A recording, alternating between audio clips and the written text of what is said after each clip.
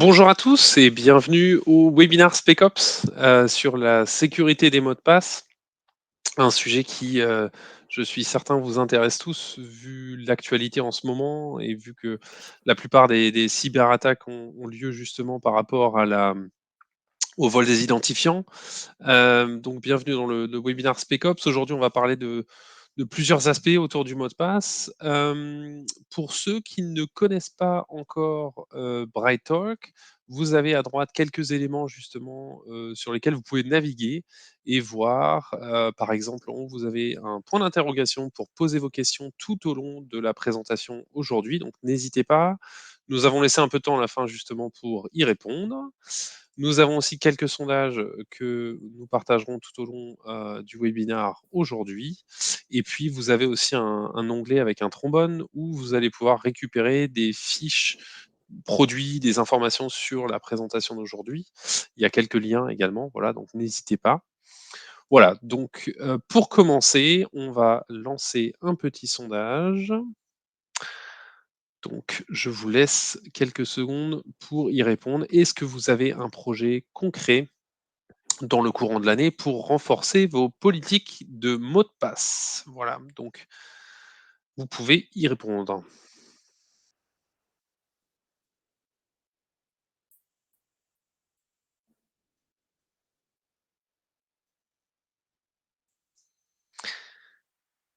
Et donc le temps que vous, répondiez au sondage, je vais donc, introduire rapidement Noé Mantel, qui est spécialiste produit chez SpecOps, qui va faire la première partie de la présentation.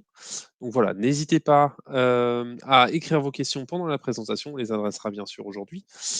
Voilà, je vous laisse encore quelques secondes pour répondre au sondage et Noé, tu peux commencer à présenter. Parfait. Merci Julien. Bonjour à tous. Bienvenue sur ce webinaire donc sur la sécurité, des mots de passe. Donc, aujourd'hui, nous allons voir quels sont les différents types, de cyberattaques, liées aux mots de passe. Nous verrons ensuite quels sont les mots-clés à connaître, d'accord, sur la sécurité des mots de passe, en 2023. Et enfin, quelles sont nos recommandations et bonnes pratiques pour renforcer vos politiques, de mots de passe. Alors, on sait aujourd'hui que 80 des violations, liées au piratage impliquent de la force brute ou des identifiants volés. Donc les mots de passe, restent un grand enjeu en termes de cybersécurité. Alors quels sont les types de cyberattaques aujourd'hui, qu'on va retrouver?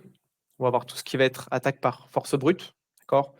Tout ce qui va être attaque par dictionnaire, classique et tout ce qui va être pulvérisation de mots de passe.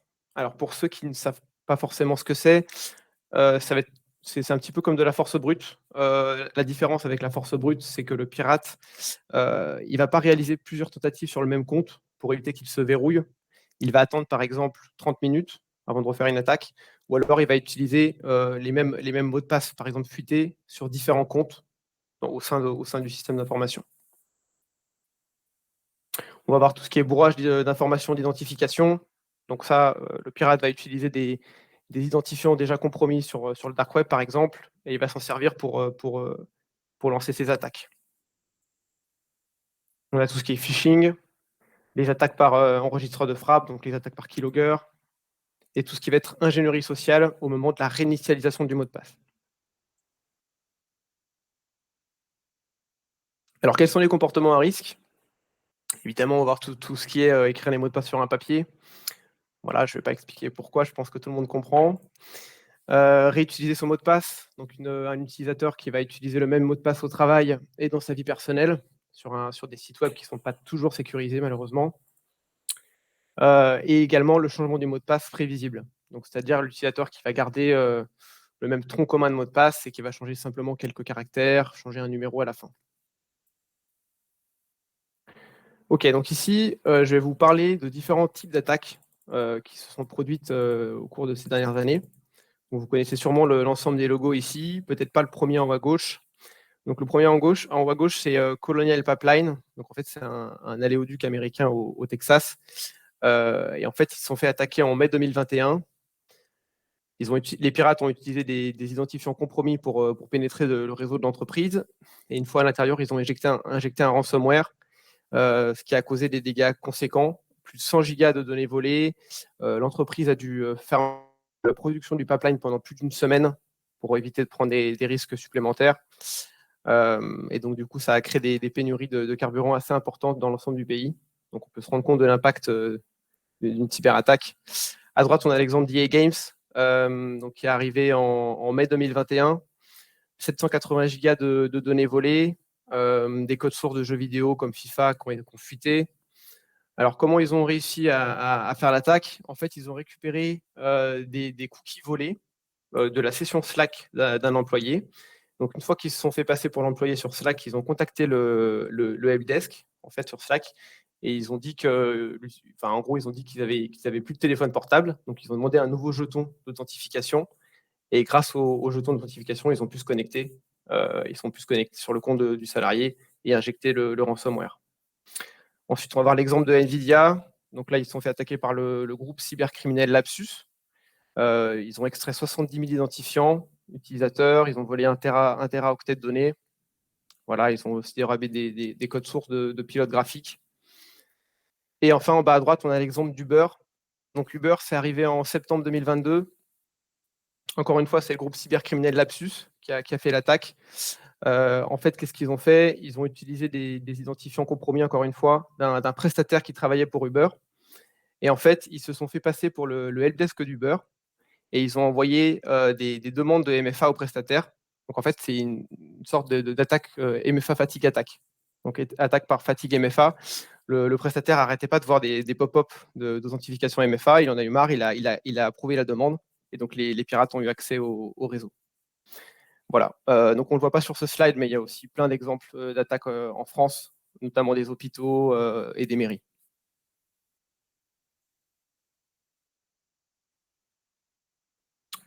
Donc, le mot de passe, en fait, c'est un petit peu le dernier rempart du système d'information. En fait, une fois que les attaquants ils ont accès au système d'information, ils vont pouvoir se propager très rapidement et s'octroyer des accès à privilèges. Alors, c'est vrai qu'aujourd'hui, on entend parler de solutions passwordless, mais il faut savoir que le mot de passe ne va pas disparaître tout de suite.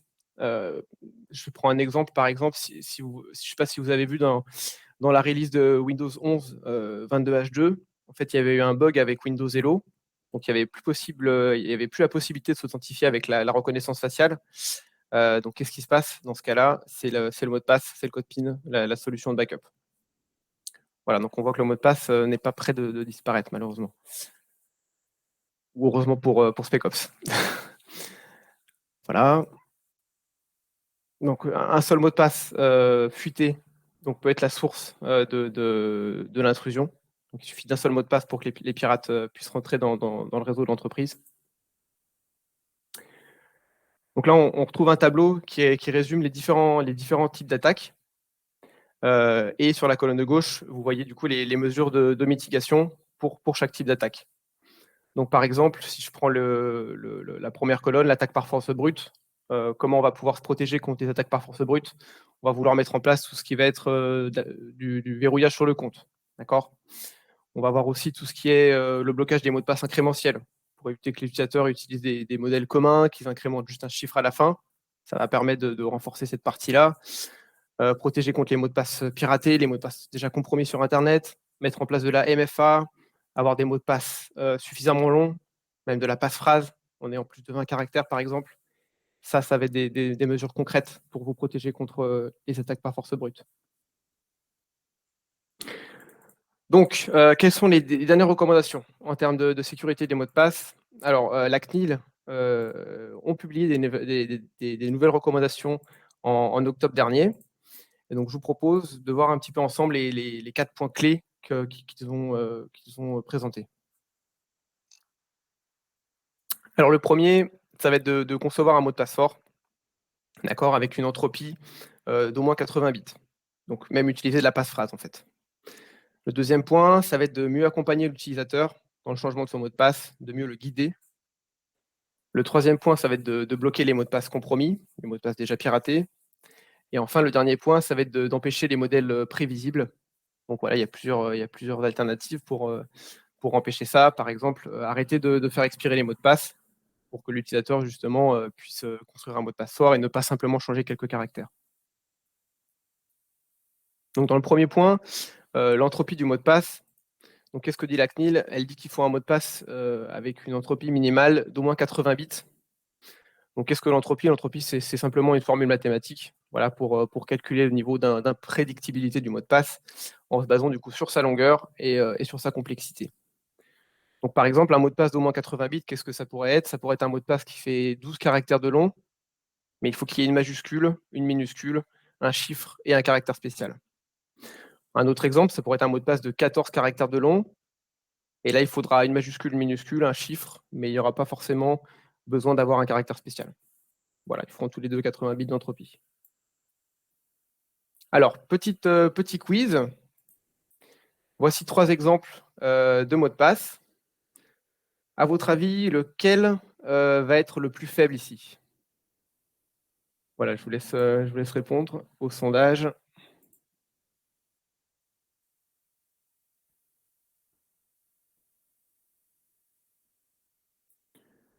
On attend encore quelques secondes tant qu'il y ait des réponses.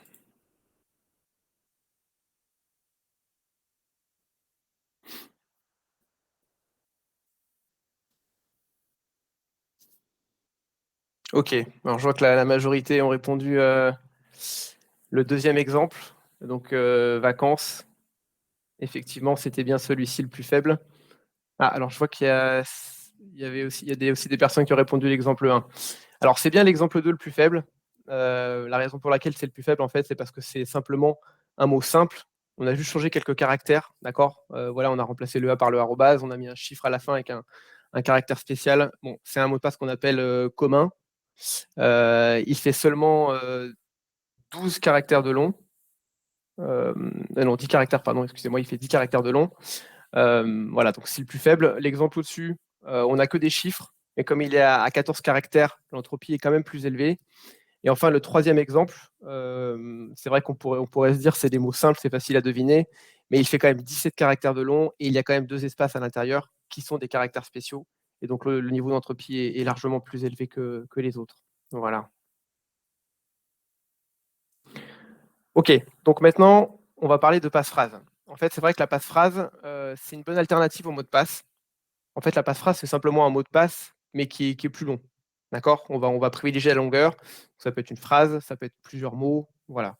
Donc la passe-phrase, c'est un bon moyen d'atteindre les 80 bits d'entropie. Et en plus, c'est facile à mémoriser pour l'utilisateur final.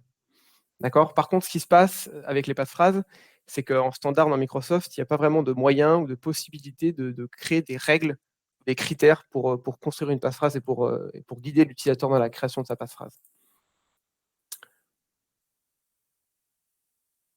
Voilà, j'imagine que vous avez déjà tous vu ce message. Quand on essaie de changer son mot de passe et qu'on n'y arrive pas, qu'est-ce que nous dit Microsoft? Le nouveau mot de passe entré ne respecte pas les spécifications de la longueur, de complexité ou d'historique du domaine. C'est super. On n'est pas trop aidé avec ça. Donc voilà, la CNIL met vraiment l'accent là-dessus. Il faut vraiment arriver à guider l'utilisateur, à vraiment l'accompagner et à vraiment voilà, lui expliquer pourquoi son mot de passe n'est pas bon et vraiment l'accompagner dans le choix de son nouveau mot de passe. Une autre des autres recommandations de la CNIL, ça va être de bloquer les mots de passe interdits. D'accord? Les mots de passe connus, les mots de passe communs, des mots simples. Donc en fait, il y a un projet qui a été lancé par deux chercheurs français en cybersécurité qui s'appelle le projet Richelieu, voilà, qui contient plus de 20 000 mots de passe français les plus utilisés. Et donc il faut savoir que chez SpecOps, on a intégré cette liste de 20 000 mots dans nos bases de données de mots de passe compromis. Voilà, et enfin, une des dernières mesures phares de la CNIL, c'est d'arrêter l'expiration des mots de passe. Voilà, donc c'est vrai qu'on a un petit peu tout entendu ces dernières années. Au début, il fallait mettre de l'expiration tous les 3 mois et maintenant on revient un petit peu en arrière. La CNIL dit qu'il faut arrêter l'expiration, parce qu'il y a de plus en plus d'études en fait qui démontrent que l'expiration du mot de passe n'est pas forcément un bon compromis en termes de sécurité. Voilà, les utilisateurs ont tendance à réutiliser les mêmes mots de passe, et à changer seulement quelques caractères dans le mot de passe, à changer un numéro à la fin, donc ils vont garder le même tronc de mot de passe. Donc le niveau de sécurité n'est pas réellement amélioré. Alors, arrêter l'expiration des mots de passe, effectivement, ça peut être une bonne idée, comme on vient de l'expliquer juste avant, pour empêcher que l'utilisateur il change que certains caractères, d'accord, qui vraiment il trouve un mot de passe fort et qu'il le garde plus longtemps. Et en plus, le fait d'arrêter l'expiration des mots de passe, on va améliorer le confort utilisateur, car du coup, il va être tranquille avec son mot de passe, il ne sera pas obligé de le changer régulièrement. Par contre, il faut quand même faire attention. Le fait de plus du tout expirer de mot de passe et de le garder définitivement, ça pose quand même certains problèmes et certains risques. C'est qu'on ne peut pas être sûr à 100% que le mot de passe ne sera pas compromis lors d'une fuite d'un site web, par exemple, si l'utilisateur utilise ce mot de passe justement sur un forum ou sur un site exocité piraté. Voilà, ça met l'entreprise à risque, le mot de passe est du coup compromis. Également, il peut y avoir une attaque de phishing. Voilà, l'utilisateur reçoit un email, il rentre son mot de passe, son super mot de passe qu'il n'expère jamais, mais du coup, voilà, le mot de passe est quand même compromis. Il y a un risque aussi que le mot de passe ne soit plus conforme avec les nouvelles recommandations qui évolueront dans l'avenir. Et il y a un point important aussi à noter, c'est que selon certaines régulations et certaines normes, notamment la norme PCI, dans le secteur bancaire, ça requiert en fait d'expirer comme les mots de passe. Donc voilà, en fonction des régulations auxquelles vous êtes imposé, il faut des fois expirer les mots de passe. Très bien. Donc du coup, quelles sont nos recommandations pour finir, pour synthétiser un petit peu ces différents slides. Donc c'est vraiment d'identifier les différentes faiblesses et puis apporter les différentes mesures de protection. Donc améliorer vos politiques de mots de passe pour répondre aux différentes exigences de conformité. Améliorer le niveau d'entropie, essayer d'atteindre les 80 bits d'entropie, mettre en place des passe-phrases. On a vu que les passe-phrases, c'était un bon levier pour atteindre ce niveau d'entropie. Mettre en place des dictionnaires personnalisés, voilà, pour bloquer les mots communs, les mots connus qui sont dans le quotidien des utilisateurs. Bloquer tout ce qui va être mot de passe compromis, mot de passe piraté, mettre en place du MFA, et également sensibiliser les utilisateurs. C'est très important de former, de sensibiliser les utilisateurs sur ces différents risques. Ok. Julien, je te laisse la main du coup. Merci Noé. Donc, voilà, comment renforcer vos politiques de mot de passe AD dès demain, hein? C'est bien évidemment la deuxième partie maintenant de la présentation, vous montrer quels sont les éléments disponibles et les solutions disponibles avec SpecOps. Juste rapidement, justement pour comparer les politiques de mot de passe SpecOps avec ce qui existe dans Microsoft, on vous a fait une petite liste, ou prépare une petite liste des choses qui ne sont pas prises en compte dans les GPO classiques, hein. Il faut savoir que on parle avec énormément d'entreprises, de collectivités toutes les semaines, et la plupart travaillent avec des GPO, on va dire classiques. Et donc, il y a pas mal d'éléments qui ne sont pas pris en compte. Je vous en cite quelques-uns. Par exemple, les paramètres visant à éliminer des modèles prévisibles. On le sait tous, un mot de passe en général, avec les critères actuels, ça va être majuscule au début, suite de minuscules, chiffre à la fin. D'accord? Un autre exemple, c'est d'interdire des caractères identiques consécutifs, hein. Je m'explique. Si vous dites, OK, cette année 2023, allez, on va renforcer les politiques de mot de passe, par exemple, on va passer de 8 à 12. Un des risques, c'est par exemple que la personne mette 4 points d'exclamation à la fin de son mot de passe. Ça aussi, vous ne pouvez pas le bloquer. Ou alors des types de caractères communs au début et à la fin d'un mot de passe, ou bien l'utilisation de la substitution de caractères communs. Voilà, les dictionnaires de mots interdits, ça aussi on a beaucoup de sujets à ce niveau-là. La notification par email de l'expiration des mots de passe. L'application de plus que 3 types de caractères, ça aussi c'est un sujet. Voilà, donc vous voyez, il y a quand même pas mal d'éléments, je pense qui fait partie de votre quotidien, hein, quand vous discutez, avec, vos, utilisateurs finaux. Et donc l'idée justement aujourd'hui, c'est de vous montrer un petit peu comment SpecOps peut vous aider, par rapport, eh bien, à tous ces sujets-là. Donc je vais partager mon écran.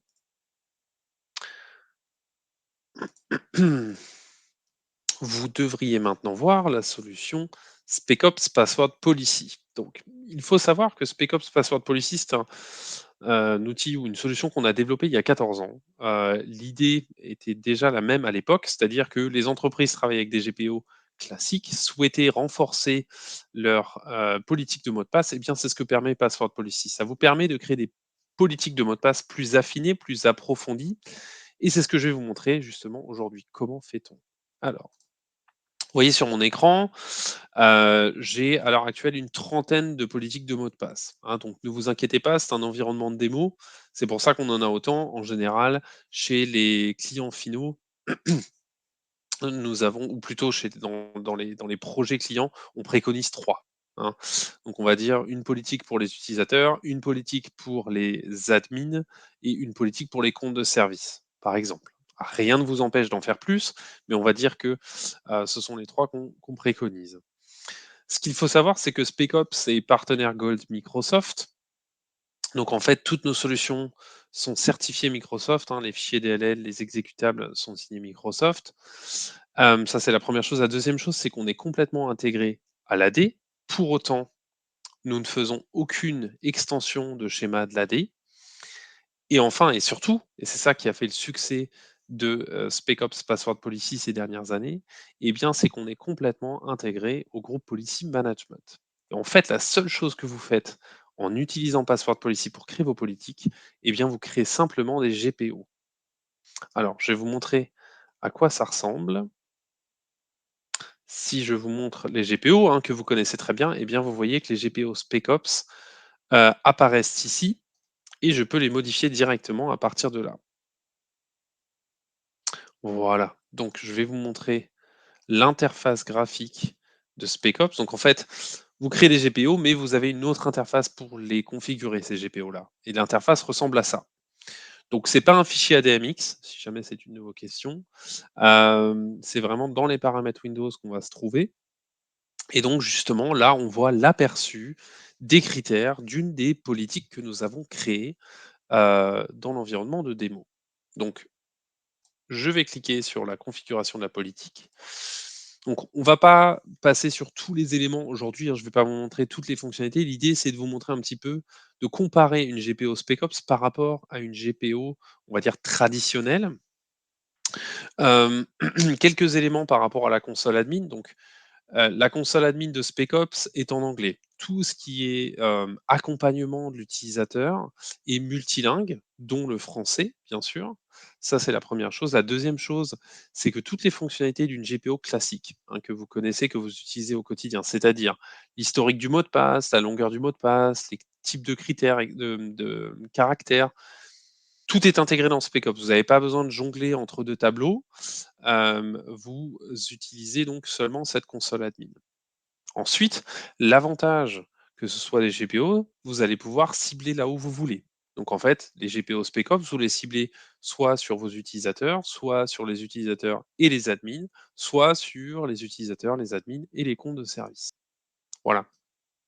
Et la dernière chose que je souhaitais mentionner aussi, c'est que SpecOps Password Policy vous permet de respecter les recommandations de la CNIL et aussi de l'ANSSI que vous suivez certainement. Voilà. Notamment, vous voyez sur mon écran ici, la première chose qu'on me demande au moment de créer ma politique, eh bien, on me demande si je veux créer une politique de mot de passe, donc quelque chose de classique, par exemple de 8 ou 10 caractères avec 3 types de caractères, hein, ce que les utilisateurs font, on va dire aujourd'hui, au quotidien.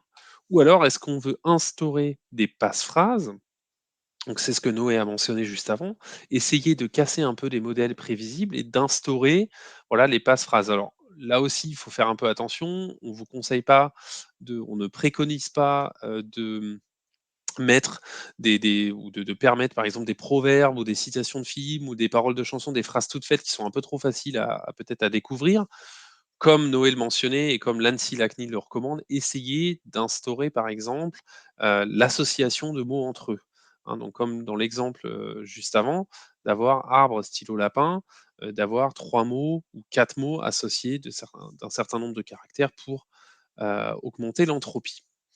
Et puis, vous avez également la possibilité d'offrir les 2, hein. On a quand même des entreprises et des collectivités avec lesquelles on parle qui disent: «Ah, la passe-phrase, j'aimerais bien introduire, mais pas certain que mes utilisateurs s'y adaptent aussi facilement», hein. Donc oui, il y a un travail de formation et de sensibilisation à faire.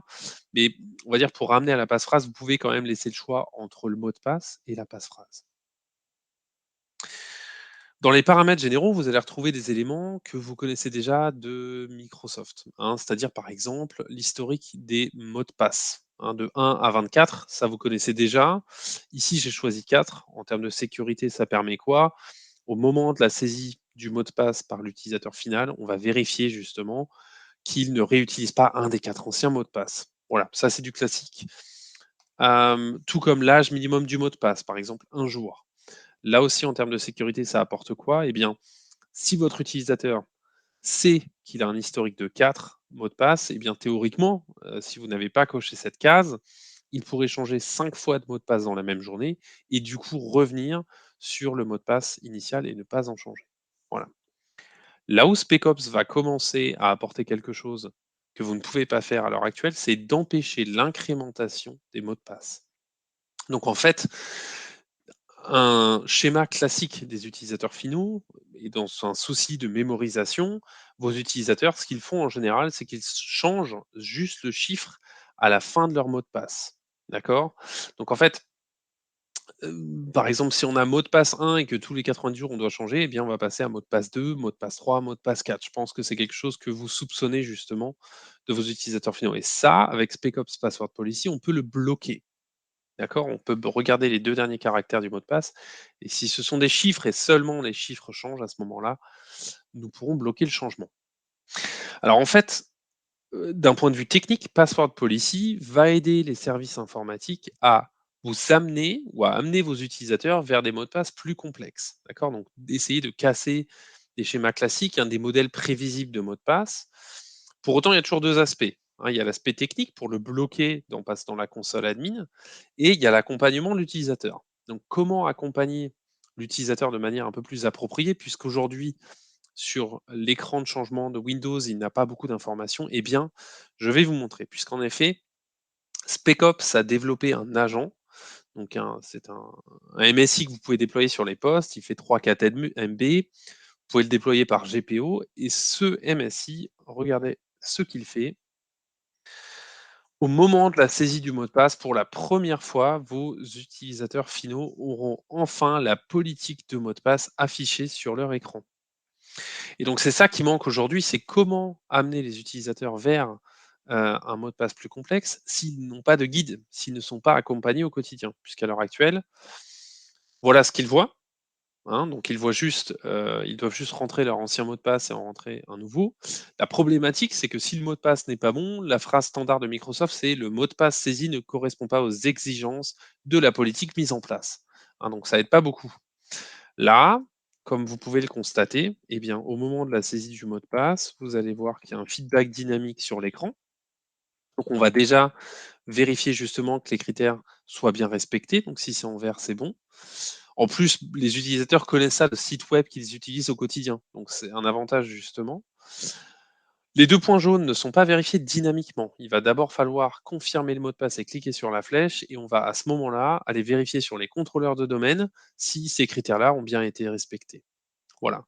Et puis en bas, vous devez voir un élément qui doit être nouveau pour tout le monde, qui dit: «Un mot de passe plus long durera plus longtemps.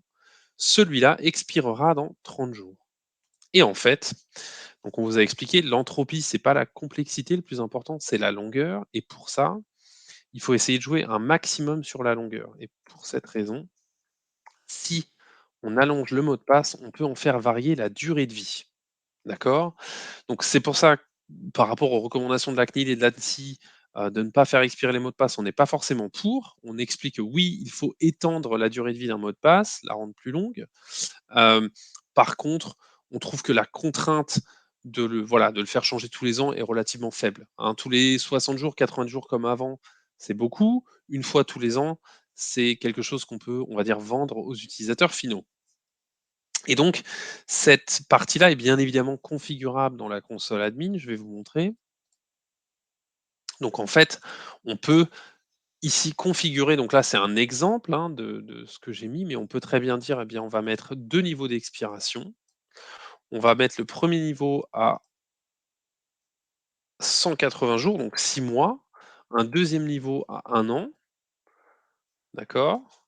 Et on va dire, OK, entre 10 et 14 caractères, eh bien, on fait expirer le mot de passe tous les 6 mois. Pour la personne qui fait un effort supplémentaire et qui passe à 15, eh bien, on passe à 1 an. Voilà. Donc c'est un système qui marche très bien.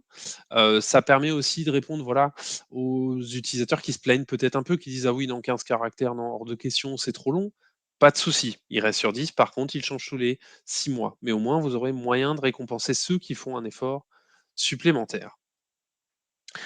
Et puis en plus donc de la variation de la durée de vie selon la longueur du mot de passe, on a intégré la notification par email de l'expiration prochaine du mot de passe. Donc là, il y a 2 options aujourd'hui, hein. Soit vous avez le pop-up Windows en bas à droite qui va dire: «Votre mot de passe expire dans tant de jours». D'accord? Ce pop-up est peut-être, soit ignoré, soit on ne le voit pas, et cetera. Là, si vous n'avez pas encore de script PowerShell, tout est intégré dans Password Policy. Vous pouvez composer votre email avec des variables qui proviennent de l'AD et comme ça, vous dites: «OK, 20 jours avant l'expiration, on déclenche un email qui va être envoyé à l'utilisateur final». Ça peut être intéressant également pour ceux qui ont des MacBook ou pour des gens qui n'ont pas de poste, et cetera. Pardon. Et puis après, vous allez gérer les règles des mots de passe. Donc en fait, il y a plein d'éléments sur cet écran, hein. Vous allez voir, vous pouvez changer plus de choses que dans une politique Microsoft, hein, qui vous permet pratiquement, en fait, seulement 3 choses. La longueur du mot de passe, vous pouvez forcer 3 des 5 types de caractères, hein. Donc comme je vous le disais, le schéma classique avec 3 caractères, c'est majuscule au début, suite de minuscules, chiffre à la fin. Et puis d'empêcher le nom de l'utilisateur dans le mot de passe. C'est tout. Ça, c'est la première chose. La deuxième chose, c'est que vous voyez peut-être, ça doit être un petit peu petit pour vous, je suis désolé, mais il y a l'entropie, donc le calcul mathématique, hein, qui se fait, qui apparaît selon les critères que vous mettez en place. Donc en termes d'audit, c'est intéressant puisque si vous avez des audits, vous pouvez très bien dire: «On respecte les critères de l'ANSSI et de la CNIL qui recommandent 80 bits». À l'heure actuelle, avec la politique que j'ai mis en place, je suis à 59 bits, hein, donc ça ne suffit pas. Mais si je change, par exemple, et que je monte à 13 caractères, eh bien, je vais déjà monter à 77. Et si je rajoute un quatrième type de caractère, eh bien, je monte à 84. Donc ça permet également, au moment de la saisie, des critères, de faire évoluer l'entropie. Ça, c'est la première chose. Donc après, vous allez pouvoir être très, on va dire, granulaire dans ce que vous mettez en place. Vous pouvez très bien dire: «On enlève, je ne sais pas, les caractères Unicode. Par contre, je vais demander 2 caractères spéciaux dans la politique. Et puis, je vais enlever le chiffre à la fin du mot de passe, hein. Donc, par exemple, ça aussi, ça peut être quelque chose qu'on voit souvent. Donc, essayez de casser un peu ces modèles qu'on connaît déjà. Et surtout, peu importe ce que vous changez ici, même si vous le rendez plus complexe, ce n'est pas grave, puisque l'utilisateur final aura de toute façon tous les éléments sur son écran. D'accord? Voilà. Et enfin, là, on a énormément de demandes au quotidien aujourd'hui, c'est la création de dictionnaires personnalisés. C'est-à-dire de pouvoir, donc souvent les entreprises, les collectivités nous appellent en disant: «Voilà, on veut interdire le nom de l'entreprise, la commune dans laquelle on est, le code postal, la rue, les services dans lesquels les gens travaillent, les produits qu'on vend», tout ce qui fait partie du quotidien des utilisateurs, dont vous soupçonnez justement l'utilisation dans les mots de passe, hem, de l'AD. Et donc là, j'ai mis des mots français, on va dire, tout simples, mais voilà, en gros, vous mettez le nom de l'entreprise, la rue, la ville, et cetera. Donc là, c'est juste un exemple, hein, et on va donc bloquer ces mots-là au moment de la saisie des mots de passe. Et surtout, même si vous avez des petits malins, puisqu'il y en a toujours, qui remplacent les caractères. Donc par exemple, le mot entreprise, s'ils remplacent et qu'ils disent entreprise, ils mettent le symbole euro, le i le remplace par le 1, eh bien, on va quand même bloquer le mot de passe. D'accord? Voilà. Et donc, en plus du dictionnaire de mots interdits que vous gérez vous-même, donc qui est contextualisé ou personnalisé, eh bien, SpecOps propose une base de données de mots de passe déjà compromis sur le web. Alors, cette base de données appartient à SpecOps. On a des chercheurs qui font ça toute la journée. Et en fait, on en a deux. D'accord? On a deux bases de données, deux fonctionnements un peu différents. Je vous présente rapidement les deux. Donc, la première, c'est l'Express List. L'Express List est une base de données compromis qui contient environ 930 millions de mots de passe compromis. D'accord? Qui est à installer sur vos contrôleurs de domaine et qui est à mettre à jour toutes les 10 semaines à peu près, d'accord? Ça, c'est la première option. La deuxième option, c'est la Complete API. La Complete API, comme son nom l'indique, celle-ci, il y a un lien avec une base de données hébergée par SpecOps dans l'Union européenne. La Complete API contient 3 milliards de mots de passe déjà compromis sur le web. Donc ça, c'est vraiment la plus grande base de données au monde. Elle est mise à jour quotidiennement. Et en termes de sécurité, bien évidemment, on a tout prévu, hein, on pourra, si vous êtes intéressé, si vous avez des questions justement sur les flux, euh, on pourra vous les présenter. En tout cas, en termes d'expérience utilisateur, c'est un petit peu différent. L'Express List, puisqu'elle est sur les contrôleurs de domaine, la vérification, on va dire, est instantanée, hein. C'est-à-dire au moment de la saisie du mot de passe, on va les vérifier et on renvoie l'information sur l'écran de l'utilisateur. Ça, c'est la première chose. Donc, on va bloquer le changement et lui dire merci de changer, votre mot de passe est déjà compromis, merci de le changer. La Complete API, la requête est un petit peu plus longue, vu que la base de données est hébergée dans le cloud. La requête va durer peut-être entre 7 et 10 secondes. Et le temps que cette requête se fasse, on va d'abord autoriser le changement du mot de passe. Et dans un deuxième temps, après vérification, si on se rend compte que le mot de passe est compromis, eh bien, on va déclencher un email et ou un SMS en mettant en copie le service informatique, par exemple, de l'entreprise, un email générique. Et on va donc informer l'utilisateur, attention, le mot de passe est compromis, merci d'en changer. Et techniquement, SpecOps va cocher la case dans l'AD du compte de la personne qui va la forcer à changer de mot de passe à la prochaine ouverture de session Windows. Voilà. Dernière chose, les passe-phrases. Donc, Noé l'a mentionné dans sa présentation, c'est quelque chose dont on entend beaucoup parler à l'heure actuelle, notamment avec les recommandations de l'ANSSI et de la CNIL. Pour info, vous aviez peut-être vu au moment du changement de mot de passe que j'avais la possibilité de mettre un mot de passe, mais aussi une phrase secrète ou une passe-phrase. Et comme je vous disais, en fait, il y a deux intérêts à la passe-phrase. La première chose, c'est l'entropie, qui est en général plus élevée. La deuxième chose, c'est la mémorisation, qui, selon la façon dont vous composez vos critères de passe-phrase, est plus simple qu'un mot de passe classique. C'est-à-dire, ici, on a décidé de mettre 20 caractères. C'est un exemple, c'est bien évidemment configurable. Mais par contre, on va demander un seul type de caractère, ce qui est un peu différent de ce qu'on nous a recommandé ces dernières années, puisqu'on nous a surtout recommandé, voilà, il faut varier les caractères, il faut essayer de mettre de la majuscule, du chiffre, du caractère spécial. Eh bien non, nous on dit, ok, pourquoi pas changer un peu les modèles et dire seulement que de la minuscule. Et puis on va la composer de 3 mots d'au moins 6 caractères séparés par un espace. Voilà. Donc ces critères-là sont modifiables, bien évidemment, ou configurables, puisque dans la console admin, vous voyez eh bien, qu'avec des regex, avec des expressions régulières, vous allez pouvoir définir les critères vous-même. D'accord? Et puis, vous vous souvenez donc le sujet de l'entropie, hein, dont je vous ai parlé tout à l'heure. Dans les règles de mot de passe, nous avions 13 caractères, dont 4 types de caractères, dont 2 caractères spéciaux. Nous avons une entropie de 84. Et là, j'ai que de la minuscule, mais j'ai 20 caractères, eh bien, mon entropie est déjà plus élevée puisqu'elle est de 94.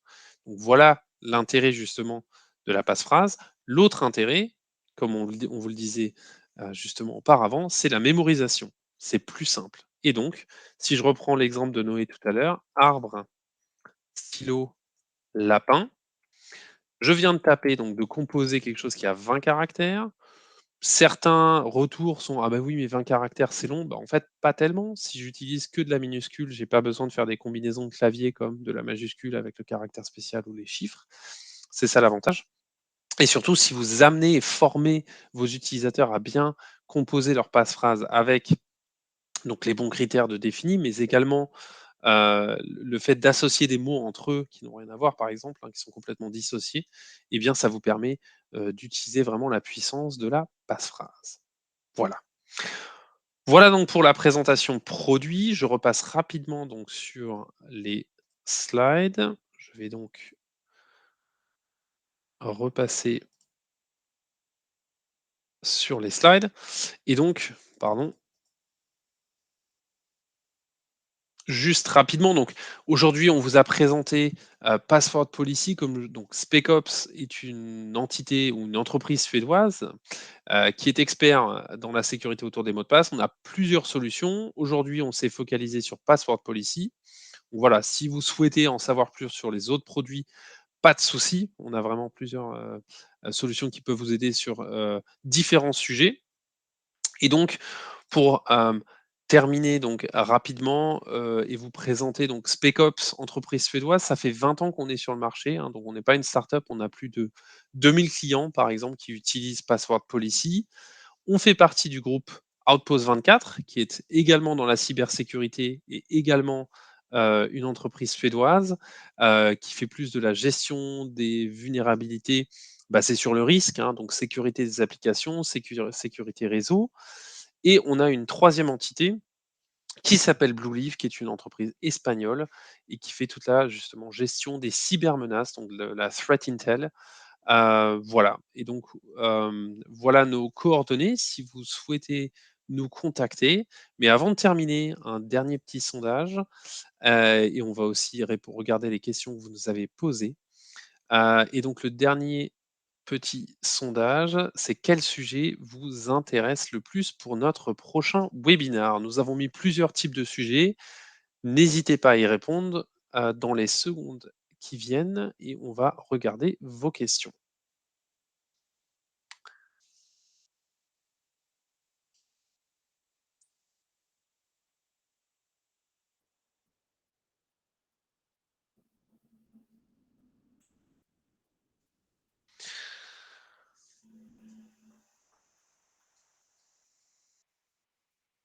Ok, alors on voit qu'on commence à avoir des réponses. Très bien. Noé, il y a une question par rapport Oui. aux passe-phrases. Justement, quel est alors, voilà, tu fais pas mal de projets clients. Quel est le retour des clients? Il y a, donc une question qui demande: «Est-ce que les passe-phrases sont vraiment adoptées dans les entreprises?» Est-ce que tu peux en dire peut-être un peu plus au public aujourd'hui? Tout à fait. Quel est le retour des clients à l'heure actuelle par rapport à ça? Alors on a un retour qui est quand même assez positif. Il y a de plus en plus de clients qui mettent en place des passe-phrases. Alors après, ce que pas mal de clients font, c'est qu'ils mettent en place de la passe-phrase pour des comptes, à privilège élevé, donc des comptes administrateurs, par exemple. Donc en fait, on Mmh. peut créer différentes politiques de mots de passe avec, SpecOps Password Policy. On peut créer une politique de mot de passe pour des comptes administrateurs, sur lesquels on va appliquer la passe-phrase, par exemple, et garder une politique de mot de passe plus classique pour les utilisateurs. Même si on commence à avoir des clients qui mettent aussi de la passe-phrase pour des utilisateurs. Très bien. OK, et donc il y a une dernière question sur l'expiration, justement, on en a parlé. Est-ce qu'il y a des clients qui adoptent le fait de ne plus faire expirer les mots de passe, hein? Puisque l'ANSSI, la CNIL en parle, est-ce que c'est des choses qu'on voit justement, hem, aujourd'hui chez les clients dans les installations qu'on fait? Aucune expiration, non. Honnêtement, j'en vois pas. J'ai dû le voir une fois peut-être, pour être honnête, mais non, non. La OK. plupart des clients mettent de l'expiration. Il y en a encore beaucoup qui restent sur 3 mois, 6 mois, et il y en a Mmh. beaucoup qui commencent à utiliser la fonctionnalité justement de permettre de garder un mot de passe plus longtemps en fonction de sa longueur. Donc de faire varier la durée de vie du mot de passe en fonction de sa longueur. Ça plaît beaucoup aux clients ça, ouais. Mmh. Une autre question, merci Noé. Une autre Pas de question un souci. petit peu plus technique. Est-ce que la politique, la GPO SpecOps passe-t-elle au-dessus de la PSO? Alors, la PSO, en fait, dans l'AD, on a la politique par défaut du domaine. Qui est présent dans tous les AD, la politique, par défaut qui est standard, elle s'appliquera en priorité, en fait. D'accord. Quoi qu'on fasse, elle s'appliquera toujours en priorité. Donc nous, en fait, ce qu'on fait lors des installations de SpecOps, on crée Mmh. une FGPP justement, une Fine Grained Mmh. Password Policies, avec une priorité plus forte, qu'on va cibler sur un groupe AD, pour bypasser justement la politique par défaut du domaine et pour éviter un conflit avec cette politique par défaut. Donc ça, c'est en général ce qu'on fait dans la phase de test. Et après, si on part sur un déploiement et qu'on veut déployer SpecOps sur l'ensemble des utilisateurs authentifiés, il faut simplement réduire les critères de sécurité de la politique par défaut pour éviter qu'elle bloque dans un premier temps lors du changement du mot de passe. Très bien. Voilà. Merci pour cette explication. Je pense que ça répond à la question, d'un de nos participants. Il y a encore une question sur justement, est-ce qu'on pourrait avoir le slide sur les choses à appliquer selon les types d'attaques que tu as présentés? Bien Mhm. évidemment, nous vous envoyons, donc suite au webinaire d'aujourd'hui, le lien avec la présentation. N'hésitez pas à nous contacter si vous voulez en savoir plus sur les produits, si vous voulez justement avoir une autre présentation ou avoir un petit peu plus d'infos sur la tarification, n'hésitez pas à nous contacter. Voilà. Bonne journée à tous. Nous espérons vous revoir dans les semaines et mois qui viennent avec un autre webinar et à très bientôt. Au revoir. Bonne journée à tous, merci, au revoir.